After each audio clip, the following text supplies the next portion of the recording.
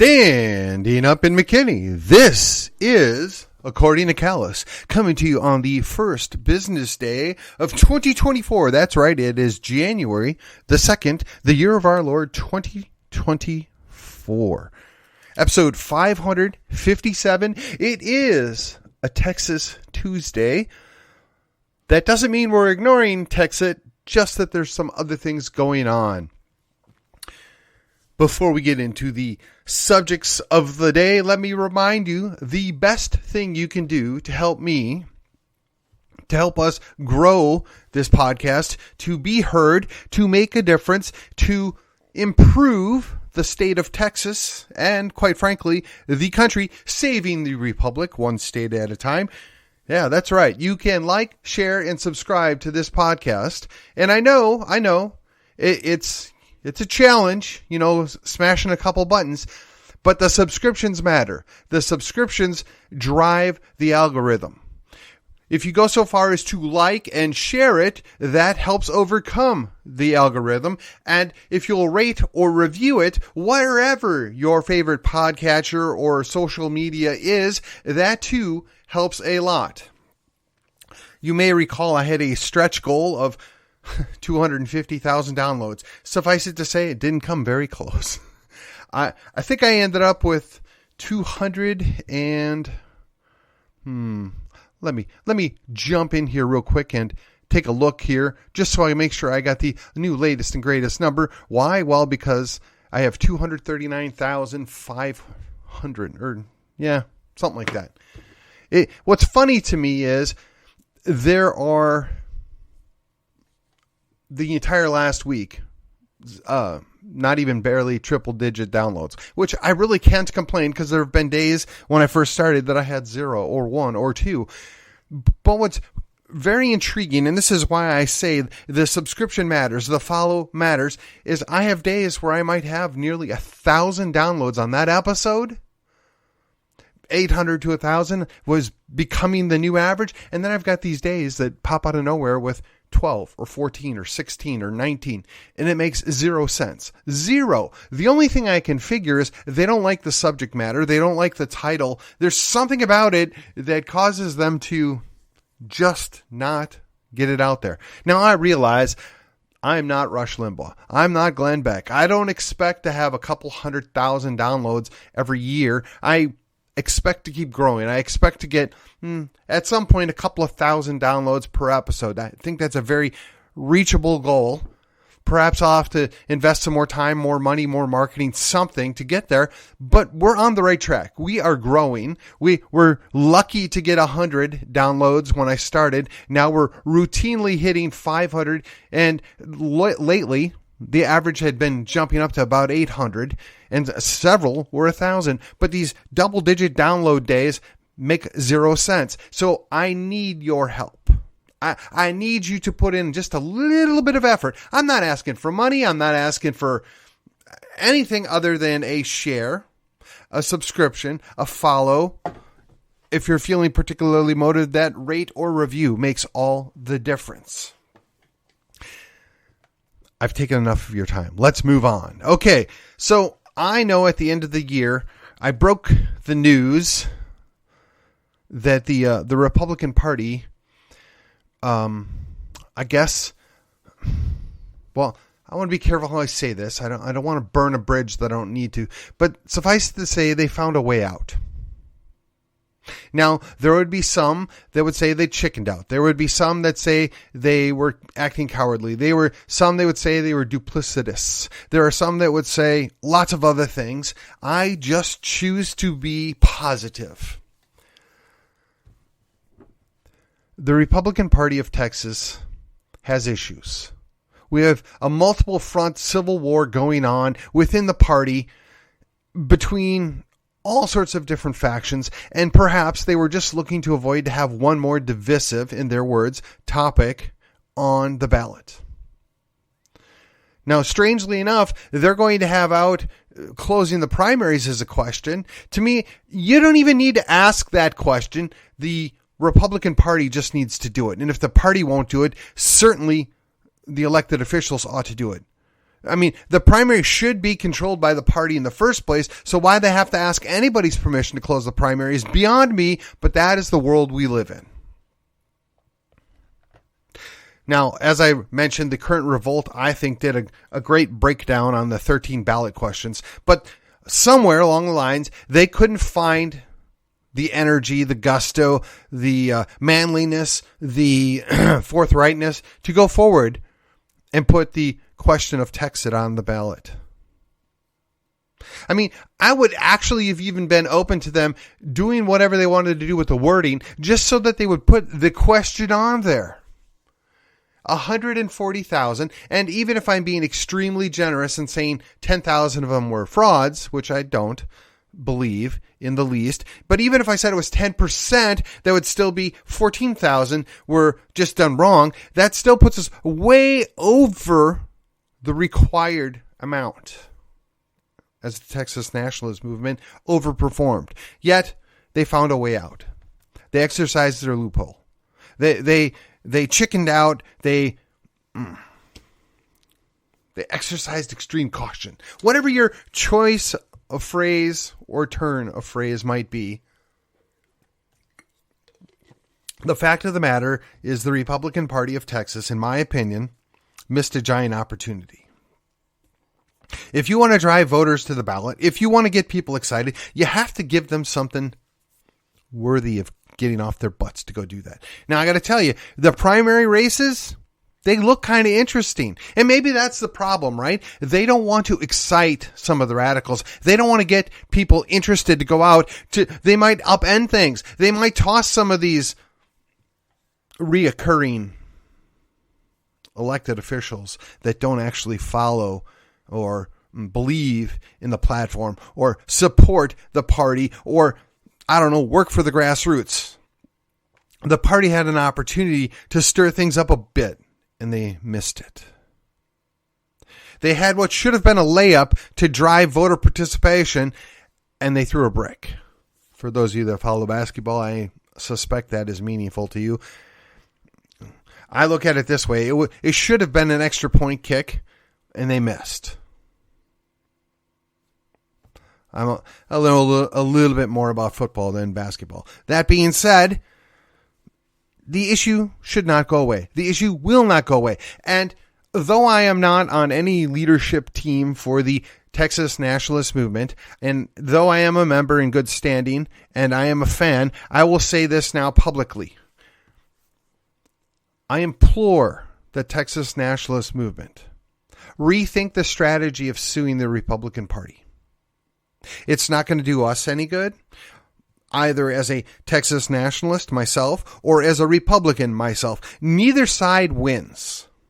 If you sue and you win, so what? If you sue and you lose, that's really bad. Better to just take the year and a half, build a bankroll, and come back and give them 300,000 signatures next time around. Better to beat them over the head with it, rhetorically speaking, at every precinct convention, at every Senate district convention, at the state convention.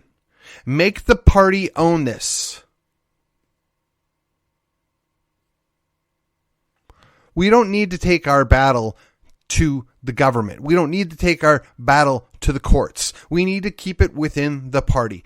And truth be told, the Democrat Party has a similar situation in that the Texas nationalists overperformed in their party as well.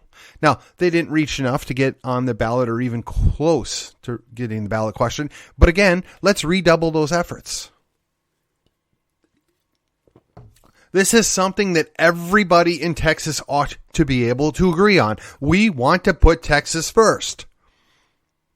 Even if you don't support direct independence, you ought to support Texas being sovereign, Texas having control, Texas putting their own concerns first and foremost. Yes, if we stay within the union, okay, fine. But if we're not a sovereign state and we don't act like a sovereign state, what point is it of being part of a union? You might as well just be a subdivision within the giant federal enormous bureaucracy, which we basically are now. sadly, but that's where we are. And if you doubt me, look no further than, that's right, the Texas border fix that isn't. Now, again, I want to give credit to the Current Revolt. They put out a pretty darn good article, a damning article, pardon the phrase, on SB4. Now, what's funny is I spoke with a couple of individuals who thought this might affect them, and so far as some of their family members go back and forth, and they might be arrested. It gave the Texas authorities power to arrest anybody that was brown. Their words, not mine. I don't believe that. I don't think that's true. And I told them that, and then I saw what got put out by Current Revolt, and it seems to be even worse. It's a make us look good bill is all it is. It does nothing. It has no authority, no teeth, no action. And what's worse than that is the feds are suing us for us even believing we might have the ability to deport somebody that came here illegally. What kind of clown world are we in? What kind of trash world does this need to be that we can't protect our own borders? Hey, don't worry though, we're going to spend tons of money and send volunteers over to both the Ukraine and Israel to protect their borders, but the Texas border doesn't matter. Because you don't matter. And it's not just the feds telling you that, it's our own state government. And sadly, it would seem that a majority of the Republicans in the state government feel the same way. You don't matter. And what's worse yet is really this hurts Mexico just as much as anybody else because they still get their brain drain. They still have to deal with the narco terrorists that run chunks of that country. It is clear that the government of Mexico runs nothing. It is the narcos. That should be very concerning to you, especially if you live in Arizona, New Mexico, California, or Texas. Texas with the longest contiguous border with Mexico. We can't fix anything if we can't curtail the benefits that are to be had by smuggling people, by importing slaves. Oh, that's right. We're not supposed to call it that anymore. It's now human smuggling. No, it's slavery. It's modern day slavery. Let's be honest and call it what it is. Now, allegedly, we went to a war to end slavery once before, though I'm dubious, and I don't appreciate those that are rewriting history to try and make Lincoln look better than he ought to, because really and truly, as Brian McClanahan has spoke of multiple times, this was two slave-holding republics fighting for control. The southern one wanted to be able to control themselves and go their own way, and the northern one wanted to subject their southern brethren and put them under the thumb of the federal government.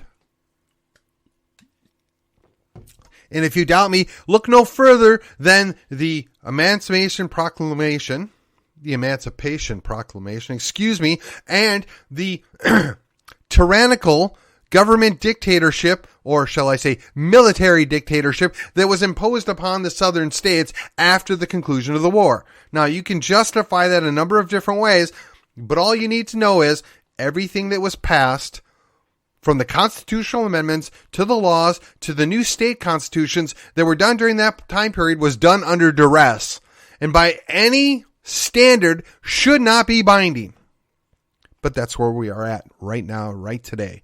We can't even defend our own state, our own borders, and the people that we've elected to do so can't be bothered to do it. Look no further than SB4 if you doubt me. Or if you choose, we can look at it from a different angle. See, you can get transported to Central America from all over the world, and they dump you there, and then you get apparently subsidized transport from every country south of Mexico, through Mexico, right up to the Texas, New Mexico, Arizona, and California borders. And then, for a special bonus, if you make it to Texas, you might be lucky enough to get transported anywhere in this country, courtesy of the Texas taxpayer. That's right, Governor Abbott has determined that the best way to solve the problem is to keep shipping people to Democrat states. Well, that sounds funny. I mean, it was a good publicity stunt for maybe about a dozen or two. But to send thousands of people to Democrat states where they will then turn around and make them de facto voters only comes back to bite us. Because once they're the de facto voter in that Democrat state, they can move to any other state within the union and continuously undermine that state. So Governor Abbott's not just making a good publicity stunt, he's helping our enemies. Now, I'd like to believe better of Governor Abbott. I'd like to believe better of the government of Texas. I'd like to believe there are some sane people in Austin that are looking at this and are counseling them. Hey, we probably ought to not do this anymore. We really ought to think about our options going forward. We have to save Texas. We ought to consider putting Texas first in some of the things we do, because you know what? The Texans that are actually here, they care about Texas. The Texians and the Tejanos that fought and died to create this state, and then at some point later foolishly agreed to join the union, not once but twice. Here we are. We're being bled dry by the very people that we entrusted to protect our state. We entrusted to protect our Constitution. We entrusted to protect our families and our communities, and they are doing the exact opposite. Again, we don't have an SB4 that does any good for anybody, in my opinion, and based upon the reporting from the Current Revolt. And then we get to look at the free shipping provided by our governor. And again, look, I got to say, for the first week or so, it was a fun publicity stunt. Everybody had a good chuckle. But now that we look at a policy that's been in place for months, and they're shipping these people all over the place at our cost and our long-term cost, and then giving them the ability to vote and determine our future, is just plain foolish. I can't think of any other way to look at this. The slow walk of destruction, not just of Texas, but the entire union. Not just of the union, but the North American continent as a whole. We are, literally destroying the culture, the background, the history of these countries. Now, look, nobody's claiming they're perfect. Nobody's saying there weren't mistakes made. Nobody's saying that there aren't things that aren't worthy of being reviewed. But that's not what we're doing. We're not chipping around at the sides. We're not making small changes and improvements. No, one has to wonder what exactly would be the motivation to do this, right? The very people that we entrust and take an oath to protect our country, our Constitution, right? They're supposed to put forth their sacred honor, their lives, their fortunes, and they've done none of that. In fact, the very people that are running things right now have nothing on the line. They mock people that want to stand for themselves. They mock people that want to defend Texas or perhaps another state they may live in. They make it their point to show you that you're little and you don't matter. Now, fortunately, it's not every elected official. Fortunately, it's not every bureaucrat. Fortunately, it's not everybody that is in power or government everywhere, because, boy, God forbid we get to that. We might as well just reinvent East Germany, right? You had the best, or if you will, the worst of both flavors of socialism. You had the leftover Nazis that got incorporated into the socialist communist leadership. They tormented and abused those people in East Germany for decades. And seemingly, we, the Americans, didn't quite grasp that. We didn't pay attention. We don't even know. I understand the phrase never again has a specific meaning, right? Especially for a specific group of people. And respectfully, the entirety of these United States, and quite frankly, most of Europe, ought to have in their own minds, never again. Never again are we going to be okay with conversion to tyranny. Never again are we going to be okay with the constant controls. I don't understand where we missed it. There were books written about it. Every kind of dystopia imagined is out there. And our generation, my generation, Generation X, we know better, and we still do nothing. The boomers, well, we can't help them anymore. And, the millennials, God help them. How did we not do better with them? How did we not show them the way? How did we not teach them that government is not your friend? It is much like fire. It's useful when in small quantities and directed and controlled. But if you don't keep it under control, it becomes a fearsome beast, right? It'll tear up everything. It'll destroy everything. I know I'm paraphrasing somebody else. That's fine. The idea is some government is necessary. I know it. I don't like it either, but it's a known issue. You got to have somebody. Somebody's got to call the shots or be the last call. And for those of you folks out there that don't believe in God, I'm never going to be able to convince you otherwise, perhaps. But you yourself must understand that you cannot all be your own God. Somebody has to have a final last say. Now, I want that same somebody or same group of somebodies to have as little say and as little control over my life as possible. But I acknowledge that there has to be somebody there to mediate, somebody there to break up fights, somebody there to come up with fair decisions. But that's not what we have anymore. We literally can't go through our lives without having pretty much everything we do dictated and mutilated by government, some form, some branch, some level of government, and sometimes more than one. But that's where we're at. This slow walk to destruction. It's there. It's everywhere. It's not just in Texas. It's every state. Now, some states are far worse, and a few are slightly better than Texas. Now, that should be disturbing and disappointing to you all at the same time, because all I've heard and all I've wanted to believe since I got to Texas is Texas leads. Texas is first. Texas shows the way forward. Well, that's clearly not the case anymore. New Hampshire's got us beat on several fronts. Florida's got us beat on several fronts. Idaho has got us beat on several fronts. And then don't even get me into Alaska on the several fronts they have us beat on. And I wonder, how did we get here? What did we do wrong? We can't blame this solely on the incumbents. They are an issue. We can't blame this solely on the bureaucracy because they clearly are an issue. They cohort together with big business, who is clearly not our friends. You may recall the week before I went off onto winter break or Christmas break or holiday break or whatever it is that you want to call it. I'm a Christian, so it's Christmas break. But I went off on that and I talked about the 5 principles. And I'm reminding people, but the Tea Party folks and the Occupy Wall Street folks, we do agree on several things. The fascist structure that we live under, and that's what it is. Go look up the actual economic definition of fascism, where the corporations and government work together to coerce people and to force them to live under their thumb. I used to believe there was a benign corporate leadership and that they were neutral, or at least nominally neutral. They only got involved when it was required. They had to defend their own turf. But that's not the way it works anymore. They figured out that there's more money in manipulating the government, and there's more money for both sides of that equation, and then we, the people, get stuck.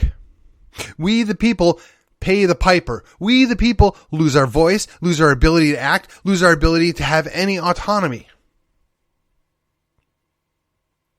Now, I don't believe that each human is a little mini God and they get to do everything that they want and everything that they see fit. But as a general rule, if you just stay out of there, if you just do your own thing and you, treat either everybody under the idea of the golden rule, pretty much everything will work itself out. It's funny how that works. Yet we struggle to do that. We can barely get that happening.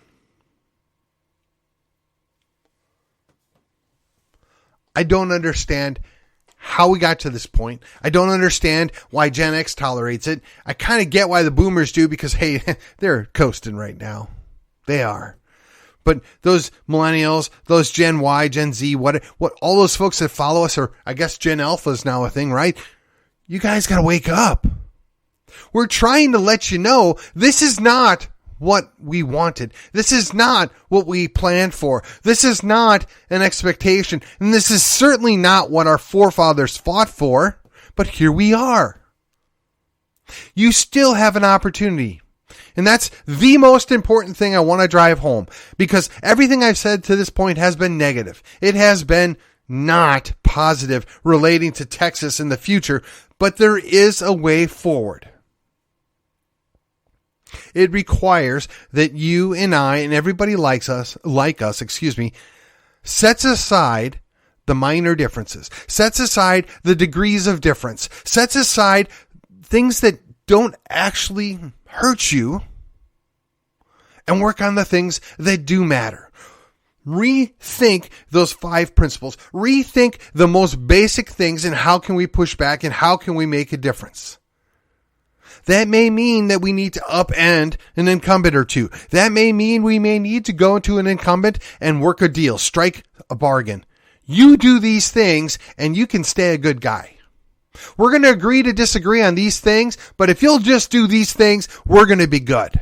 We'll have your back.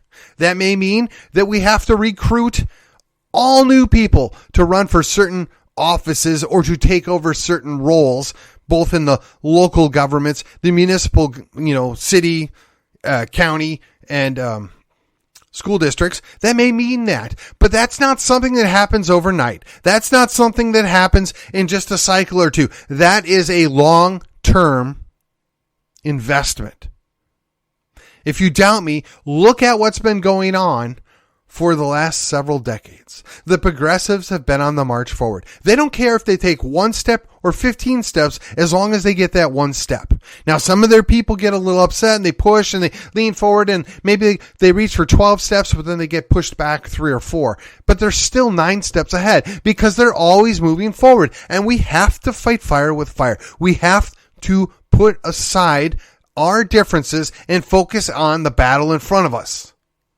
The guy to my right, the guy to my left, if we're on the same team, we want the same basic things, we need to be willing to work together and put aside our differences and make that difference. And the only way we can do that is if we'll sit and we'll talk to each other. If we'll set aside our preconceived notions of who's allowed to be on our team and who's actually acting in our best interest and just talk to people. Have that conversation. Have a meeting of the minds. Everybody everywhere needs to be able to do that. I don't care if you do it at your church or a Lions Club meeting, or if there's still an International Order of Odd Fellows, have it there. If it's the speech group, I can't think of, where they teach you to be masters of ceremonies, right? Any of these organizations, you need to be able to talk to the people next to you. You need to be able to say, what are the things we actually agree on that we can get done? I myself, I want to be left alone. I don't want to be paying rent on a house that I'm paying the bank for the privilege of owning it. That's what those taxes are, by the way. That's the rent you're paying to government. But likewise, I'm not all that enthusiastic of government getting a cut of everything that I earn. I'm even less enthusiastic about the fact that government can go in and look at how much money I've saved and then take a portion of that as well. But that's the world we live in. How do we fix these things? Now, that being said, do we want to just kick people to the curb that need help, that are, in a bad position, that maybe they need to have other options? No, of course not. Nobody wants to do that, but that used to be something that churches would do. That used to be something that community organizations would do. But now, no, we've fed it all off to state and federal government.